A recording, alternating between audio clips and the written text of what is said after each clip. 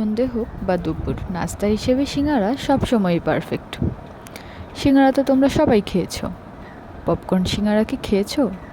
চলো আজকে আমি তোমাদেরকে দেখাচ্ছি কিভাবে পপকর্ন সিঙ্গারা তৈরি করবে।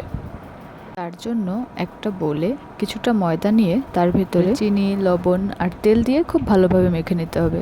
তারপর সামান্য জল দিয়ে এটাকে আরও ভালোভাবে মাখতে হবে। ডোটা তৈরি হয়ে গেলে তার ভেতরে কিছুটা তেল দিয়ে এটাকে কিছুক্ষণের জন্য রেস্টে রেখে দিতে হবে। চলো এবার আমরা ভিতরের পুরটা তৈরি করে নিই। ম্যাশ করে রাখা আলুকে পেঁয়াজ, তেল, কাঁচামরিচ, হলুদ, লবণ এসব দিয়ে কিছুক্ষণ ভেজে নিতে হবে, তাতে ভিতরের পুরটা তৈরি হয়ে যাবে। এবার রেস্টে রাখা ডো থেকে দুটো রুটি তৈরি করে নিতে হবে।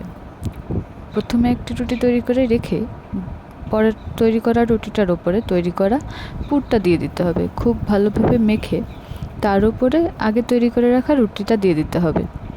এবার খুব ভালো করে চারপাশ থেকে চাপ দিয়ে দিতে হবে যেন খুলে না যায়। এবার একটা ছুরি দিয়ে খুব সুন্দর করে বক্স বক্স করে কেটে নিতে হবে। তারপরে হাতের সাহায্যে পপকর্ন সিঙ্গারার শেপটা দিতে হবে। প্রত্যেকটা শেপ তৈরি করার পর সেগুলোকে রেখে এবার আমরা কড়াইতে কিছুটা তেল গরম করে নেব। তেলটা গরম হয়ে গেলে তার ভেতরে তৈরি করে রাখা পপকর্ন সিঙ্গারাগুলো দিয়ে মাঝারি আঁচে খুব ভালোভাবে ভাজতে হবে, যাতে ভেতরের অংশটাও খুব ভালোভাবে হয়ে যায়।